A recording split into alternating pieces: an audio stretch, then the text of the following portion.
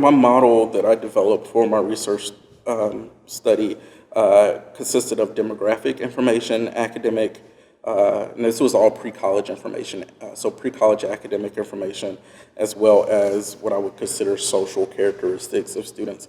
So some of the demographic variables, of course, was race and gender, and then the academic factors included ACT composite score, high school GPA, and then some of the social factors that I considered within my study included distance from home, because a lot of conversation has happened surrounding like homesickness and things of that nature, and then the diversity of the high school enrollment.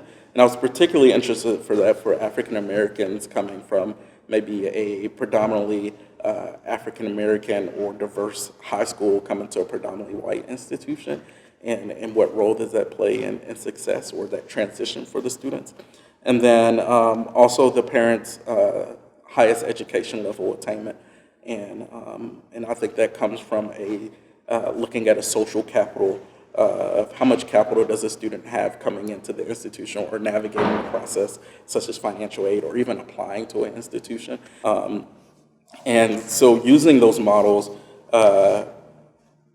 my research question one, which was focused in on retention, my model explained 20% of the variance, or 20% of the reason why a student may be retained or not being retained. And then on first year GPA, this is the one I was really excited about because it explained 40% of the variance. And then on first year credit hour completion, I think it was around 30% of the variance. So, all of those variables, in a sense, kind of explained certain aspects surrounding student success.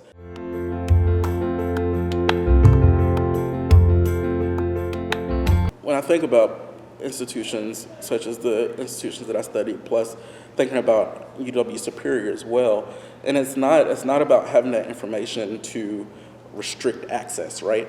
It's more so about knowing that information of what are those strong predictors of success in order to identify those students early in the process. Knowing those different variables, so let's just take distance from home, which was also significant in all three models, knowing that it has some variance within success or not being successful specifically in that first year.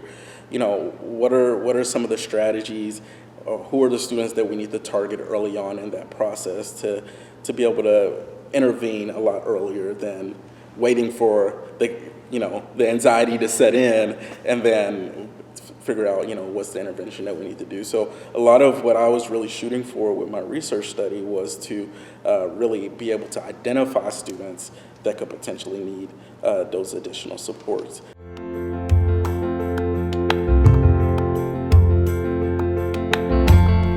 We're doing it at a pretty early stage before orientation. Specifically within our department and how we're working with our underrepresented minority students. We do a breakfast before source starts that invites underrepresented minority students, and we recently expanded that utilizing expected family contribution as a variable to identify students that could potentially need that assistance and to be a part of a program. So now we're having tailored programs that targeting specific students that we know could potentially need that assistance.